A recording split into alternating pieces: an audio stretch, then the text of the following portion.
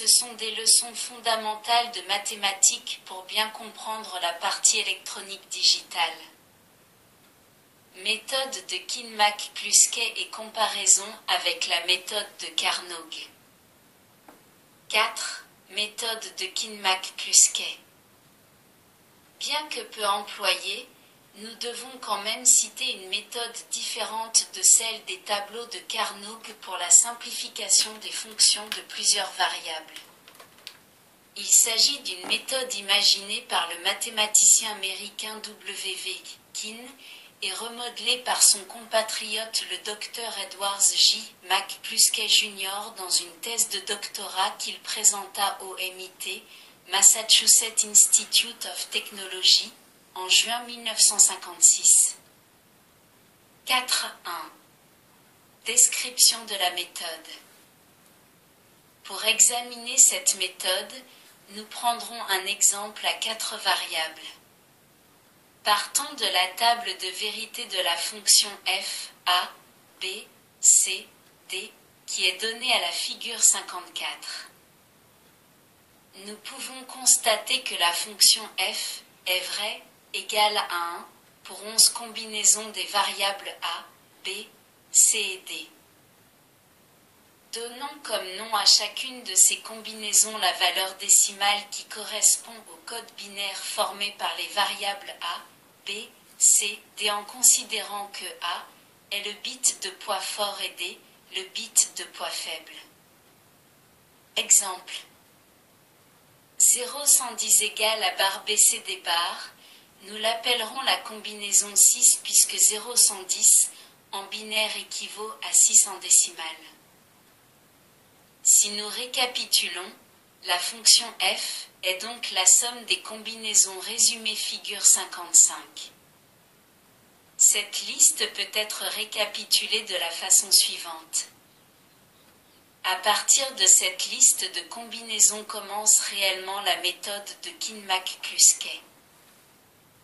La première chose à faire est de classer ces combinaisons en un ensemble successif en fonction du nombre de zéros de la forme binaire de chaque combinaison en commençant par celle qui en compte le plus. Le premier ensemble est donc formé par la combinaison 0, dont la forme binaire 0000 comporte 4 zéros. Le second ensemble regroupe les combinaisons comportant 3 zéros, jusqu'au cinquième qui est formé de la combinaison 15 dont la forme binaire 1111 ne comporte pas de zéro du tout. Les 5 ensembles sont représentés figure 56. La seconde phase de la méthode consiste à comparer les termes de chaque ensemble avec les termes de l'ensemble qui suit immédiatement de façon à éliminer une variable si cela est possible. La combinaison 0000 de l'ensemble 1 doit donc être comparée aux 4 combinaisons de l'ensemble 2. Puis chacune des 4 combinaisons de cet ensemble 2 sera comparée à chacune des 3 combinaisons de l'ensemble 3 et ainsi de suite jusqu'à l'ensemble 5. Lorsque 2 combinaisons ne diffèrent que d'une variable, celles-ci peuvent être associées pour n'en former plus qu'une dans laquelle la variable qui diffère peut être éliminée. Quand une variable s'élimine dans une telle association, on signale ce fait en remplaçant cette variable par une croix ou tout autre signe à votre convenance. Dans l'exemple que nous avons choisi, les combinaisons 0 et 1 peuvent, par exemple, être associées puisque seule la variable d est différente. Procédons ainsi en comparant chaque terme de chaque ensemble avec chaque terme de l'ensemble suivant et nous obtenons les combinaisons décrites dans la figure 57. Nous obtenons de nouveaux membres regroupés à présent dans 4 ensembles 1, 2, 3 et 4. Recommençons la même opération avec ces nouveaux ensembles. La figure 58 donne les nouvelles combinaisons obtenues. Dans les principes généraux de la méthode de Kinmac-Kluskey, il convient de continuer ce processus jusqu'à ce qu'il n'y ait plus de combinaison possible entre un de ces ensembles et le suivant. Dans l'exemple choisi, nous en sommes arrivés à ce point. De plus, nous constatons dans cette figure que plusieurs combinaisons sont identiques. Nous ne garderons bien sûr que les groupements différents que nous appellerons A, B, C, D, E et F, figure 58. La fonction f prend alors la forme f égale A plus B plus C plus D plus E plus F, soit f égale B bar, C bar, plus A bar, D bar, plus C bar, D bar, plus BD bar, plus AC bar, plus AB. Remarque. Dans tous les regroupements que nous avons effectués, il aurait pu arriver que certains termes d'un ensemble ne se combinent avec aucun terme de l'ensemble suivant. Ces termes sont alors des termes premiers et il convient de ne pas les oublier dans l'équation finale. Arrivé à ce stade, il convient de vérifier si l'équation obtenue ne peut pas encore être simplifiée. Pour éliminer les éventuels termes superflus, formons une grille dite diagramme des termes premiers. Ce diagramme représenté figure 59 comporte 11 colonnes correspondant aux combinaisons initiales 0, 1, 2, 4, 6, 8, 9, 12, 13, 14 et 15. Il comprend d'autre part 6 lignes horizontales correspondant aux 6 groupements A, B, C, D, E et F, obtenus après les différents processus de simplification. Sur chaque ligne, marquons d'une croix les combinaisons ayant servi à former le groupement considéré. Par exemple, pour le groupement A, qui fait intervenir les combinaisons 0, 1, 8 et 9, nous avons coché sur la ligne A les colonnes 0, 1, 8 et 9. Après avoir fait de même pour les lignes B, C, D, E et F, nous constatons que certaines colonnes, 1, 2 et 15, ne comportent qu'une seule croix que nous entourons alors d'un cercle. Ces combinaisons sont situées sur les lignes A, B et F, qui sont appelées lignes de base. Nous constatons que d'autre part les combinaisons incluses dans les lignes C, D, E, se retrouvent au moins une fois dans les lignes A, B et F. Les lignes C, D et E peuvent donc être supprimées et la fonction f se simplifie donc encore pour devenir f égale A plus B plus F.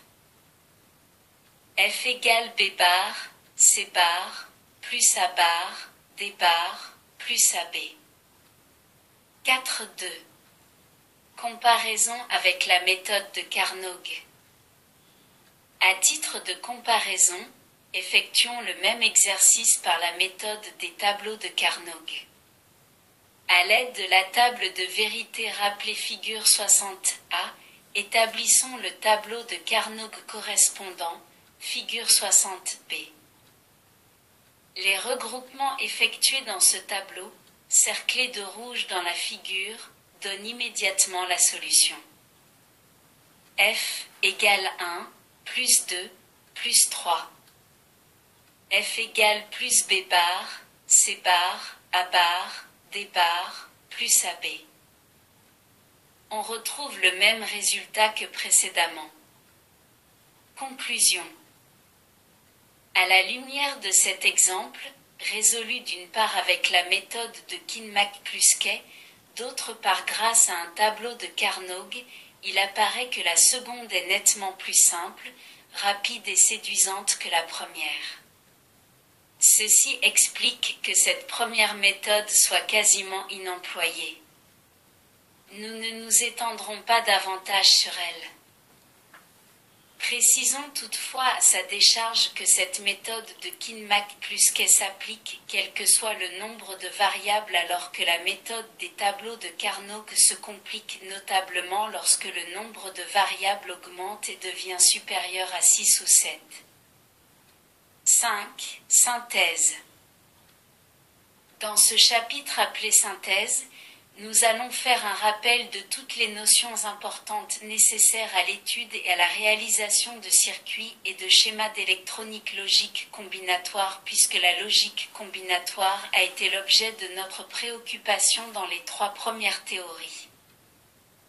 En effet, on appelle logique combinatoire tout circuit dans lequel les sorties sont uniquement fonction des valeurs des entrées, indépendamment du temps. 5.1. Variable. On appelle variable logique toute quantité susceptible de prendre seulement 2 valeurs 1 ou 0. 5.2. Fonction. Lorsque 2 variables booléennes simples A et B varient de telle façon qu'à chaque valeur de A correspond une valeur bien déterminée de B, la quantité B est fonction de A. Nous écrivons B égale F A. 5.3. Table de vérité. La figure 61 récapitule les diverses fonctions logiques de base. À chaque fonction logique correspond une table de vérité et une équation logique. La table de vérité indique l'état de la sortie de la fonction considérée en fonction de l'état des variables d'entrée. 5.4. Symbole graphique. La figure 62 donne les différentes représentations graphiques utilisées pour les fonctions logiques. 5.5. Tableau de Carnot. Le nombre de cases constituant le tableau est fonction du nombre de variables mises en jeu. On a vu qu'une variable pouvait prendre 2 états, 1 ou 0. 2 variables pourront prendre 4 combinaisons d'états. 1, 0 et 0.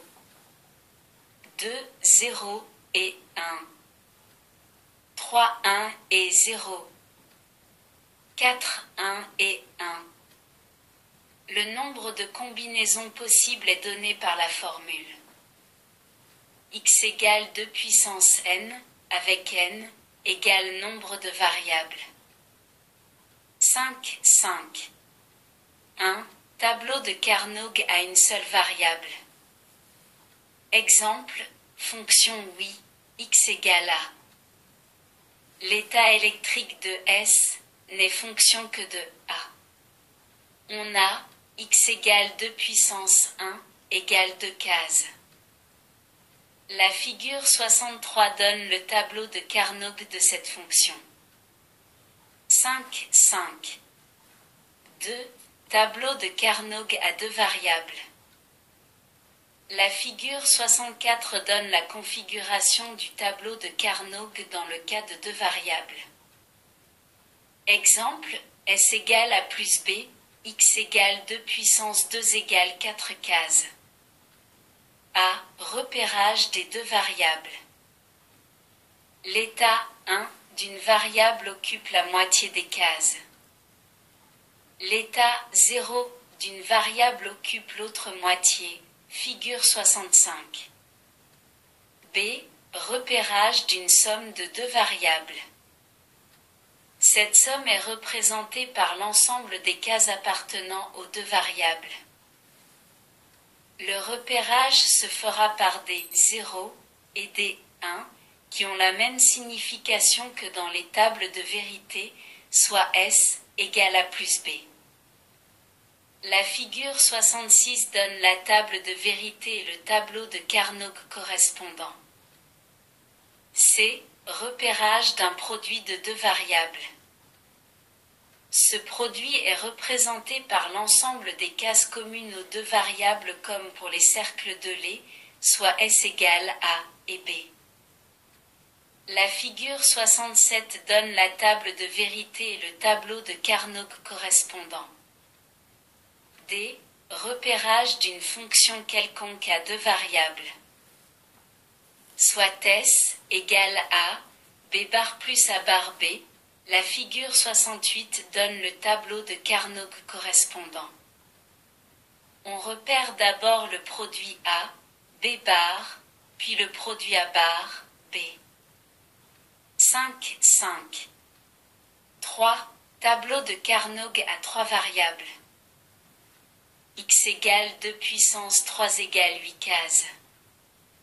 Soit S égale A plus BC, la figure 69 donne le tableau de Carnot de cette fonction. 5, 5. 4. Tableau de Carnot à quatre variables. X égale 2 puissance 4 égale 16 cases. Soit S égale A plus B, point, C plus D, la table de vérité et le tableau de Carnot de cette fonction sont représentés figure 70. 5, 5. 5. Cas de plus de 4 variables.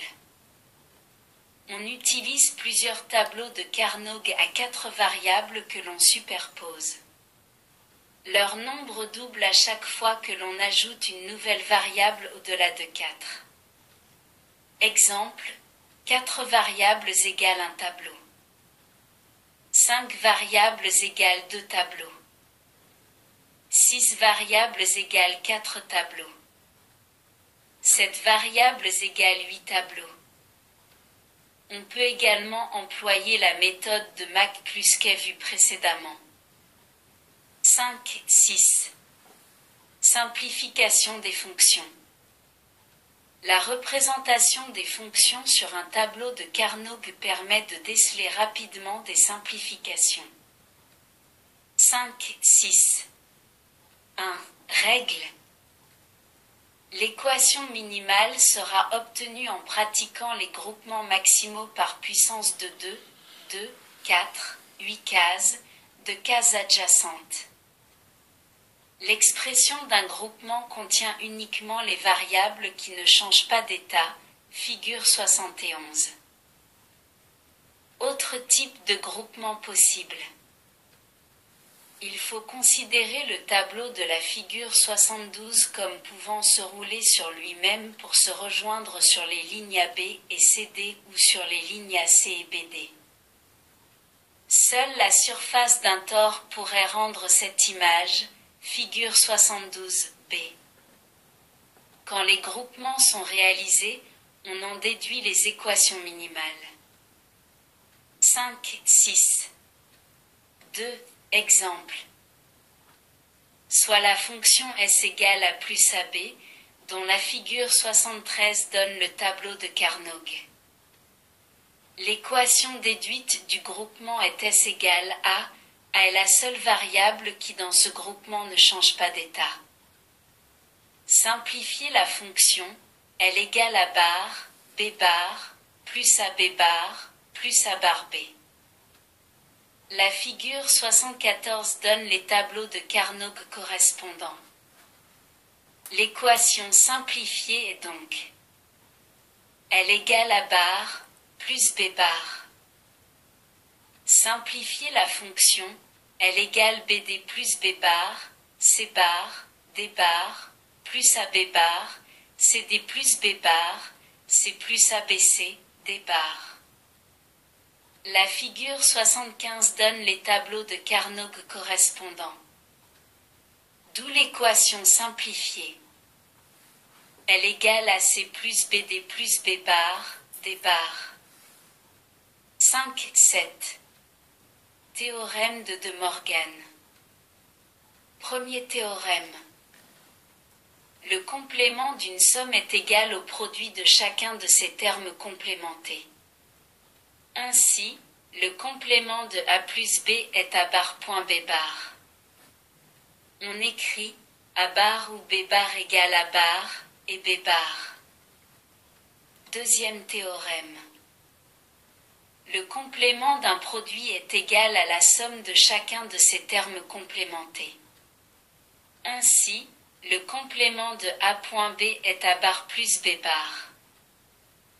Dans le chapitre suivant, nous vous proposons 2 problèmes résolus qui vous permettront de mettre en pratique l'ensemble des connaissances acquises.